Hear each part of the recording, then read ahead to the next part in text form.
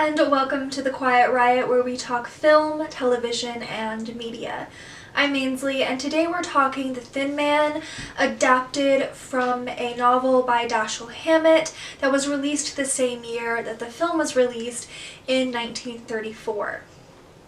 The Thin Man is a work of detective fiction, and it is a pre-code comedy starring William Powell and Myrna Loy as Nick and Nora Charles. They are a married couple that investigate a murder together. Now, I haven't seen The Thin Man in a while, and I sometimes get it mixed up with its sequel After the Thin Man, and there are about 6 or 7 of these movies, and I plan on doing a little review of them all and then doing a video where I rank them.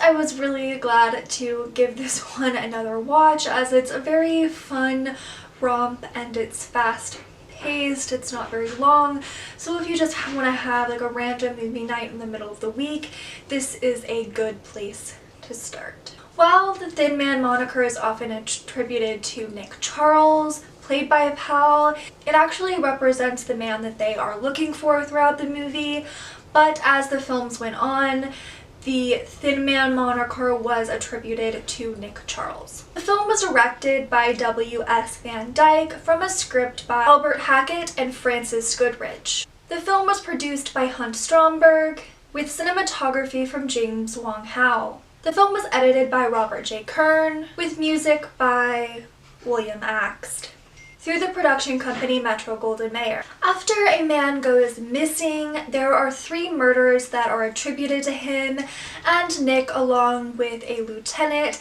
ends up investigating the crime. Now, before marrying Nora, Nick was a detective, and she's really interested in that life, but in this movie she doesn't get to be as much of a part of it as she is later on in the film. Nick and Nora are a fun couple. They have a lot of banter that actually came from Dashiell Hammett's on and off relationship with Lillian Hillman, and these characters are really representative of that relationship, and it's also representative of how the fun doesn't have to end just because you signed your names on a marriage license and are now a married couple. A lot of times you would see the love kind of dwindle out, or everything was supposed to be very specific, and the relationship between Nick and Nora are not like that. They're not this suburban couple, and that continues throughout the film. Another star of this is Skippy, who plays Asta, their dog. He is absolutely wonderful, and apparently they actually couldn't interact with him in the midst of any time there was a break in filming, as he ended up getting his special treats for doing his job, and they were only able to work with him when they were on set trying to film a scene. Powell and Myrna Loy really talked about how much they loved working together. Apparently, Powell was impressed by Myrna's laid-back nature and the fact that she didn't have a diva attitude like some other actresses that he had worked with in his past, and you can really see the amazing chemistry that they had together, and it's that makes their relationship as Nick and Nora Charles work. Now, when they were casting this film, they did not think that William Powell was right for the role due to his age, but I honestly could not think of anybody else. I know there was other people who have played him in TV films, but to me, William Powell is Nora Charles. Or, William Powell is Nick Charles. Aware of the easy banter that occurred between Myrna Loy and William Powell, W.S. Van Dyke actually encouraged them to do some improv to get that really natural banter and vibe between the characters. And while I don't think that works in every film, I think it really serves this movie here because of the quickness of it all. And when you're playing a married couple especially, and people who have been together for a while, to kind of bring that up in the moment and keep things fresh and fun, I believe that improv can really help that, even if it doesn't make it into the actual film, but just to make the actors become more seamless in the things that they do on screen. And in The Thin Man you can really see that, and as the films progress it gets even better. In some territories there were parts of the film that was actually censored due to some more risque lines, including William Powell's line, "He didn't go anywhere near my tabloids," and Myrna Loy's, "What is that man doing in my drawer?" One of my favorite lines in this movie comes near the end when Myrna Loy's character, Nora Charles, ends up telling the waiter, "Feed the nuts." But what she means, and she goes, "Oh, I mean, feed our guests the nuts." The film was actually made in 12 days after W.S. Van Dyke was given only 2 weeks to film this movie. And you can tell that that really put a fire under his butt, and he had this great energy going through the film that I'm sure was brought in by a lot of the amazing talent, but you've also got to have that behind the scenes as well. At the time that this film was made, Myrna Loy was known for her more exotic female parts. She was a vamp during the silent era, so this wasn't exactly a role that she was known for, so the producers were concerned that she might not be right for the role of Nora Charles. And much like William Powell as Nick Charles, there is no one else that could do this role like Myrna Loy. I could maybe think of one other, and that was Carole Lombard, as I did love her relationship and the energy that she brought to her role in My Man Godfrey. But I do think that Myrna Loy and William Powell here just worked so well together and brought to life not only Nick and Nora separately, but also as a couple, and they put a lot of just energy, and everything was just vivacious, and it came off the screen wonderfully. A lot of the scenes in this film was actually done in one take, as Van Dyke did not want the actors to lose their fire. Now, of course, this isn't every single director's way of doing things, nor does it work in every film that you do, whether it be comedy, drama, horror, what have you. But it is possible that in this film that worked so well because of the quickness that Nick and Nora had with their banter and the other characters, and the energy that existed within the script, and everything that director and cinematographer, as well as other people on set, brought to the film.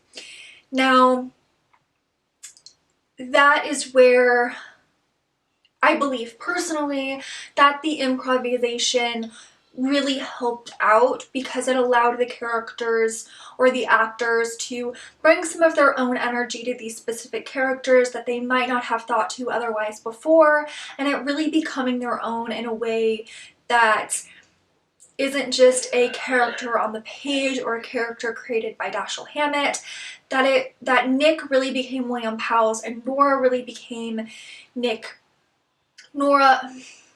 Myrna Loy really became Nora Charles. They were really a married couple, and in real life I remember thinking that Nick and Nora, that William Powell and Myrna Loy were actually a couple at one point, and apparently they never were, but their chemistry in this film really makes you believe it. At the time that this film was made, Prohibition had been over for about a year, and so these characters were not drinking illegally, but they were drinking quite a bit, and that is something that shows us that yes, this is in fact a pre-code film before the code was officially enforced. Now, Nick and Nora and the other characters, there are moments where they're seen completely plastered, and Nick makes many different references to alcohol as well, and that was something that was often during the height of the Hays Code was either not allowed or only meant to be done a few times. So it's been a while since I've seen a lot of the Thin Man movies, so we'll see exactly how that changes, and in my ranking I'll look at how the Hays Code maybe affected these films negatively, or how the director and everyone involved got around the Hays Code. That's one of my favorite things to look at when looking at classic films made during that era, how everyone involved got around those restraints. The Thin Man is a fun and fast-paced film, perfect for anyone who loves a quick-witted comedy or a work of detective fiction. This film is both of those things, and don't let the black and white made in 1934 part of this film fool you. It's a great fun time, along with the overuse of alcohol and the funny jokes that surround it. There are many little quips that go along with this fun marriage between these characters. I honestly do not know what came out of my mouth there. There's just a lot of jokes that you may not hear in a film made in 1941, but we'll see with some of these sequels, won't we? And when it comes down to the script and everything that was brought to the table with W.S. Van Dyke, the writers of the film, as well as Dashiell Hammett, and then what William Powell and Myrna Loy brought to the script, it's really interesting to see how this film holds up today. And since it's not tied down by the Hays Code due to it being a precode film, it is a lot easier for a modern day audience to have fun with it. And I believe if you're not somebody who typically watches a lot of classic films, you can still truly enjoy it thanks to the comedy and the overall pace and fun aspect of this movie. It's very much in line with something you may see from Rian Johnson. If you are a fan of Clue, you will probably like this. And if you just love a cool couple who has some fun old banter, you might just like this as well. Thank you so much for taking the time out of your day to watch me just word vomit as I discuss The Thin Man and a little bit of the trivia that was going on behind the scenes. I will be doing a video for each of the Thin Man movies, as well as doing a ranking video, so if you want to see those, subscribe and ring that bell to be notified every single time I post. If you like this video, give it a thumbs up, that would really help me out, and let me know what your favorite Thin Man movie is, or what your favorite scene from The Thin Man is if you've seen it. And I didn't want to do something really spoilery for this because I know of this being an older movie that there's probably a lot of people who haven't seen it yet, because if a movie is old, or a movie is always new to somebody who hasn't seen it, and I wanted to give anyone an opportunity to see. I don't know, I've never seen this film, so do you think I'll like it? I think this film is one that no matter what decade of film you prefer, this is one that could still be very enjoyable for you, as it's not slow in the slightest. Thanks again for watching, and I'll see you next time.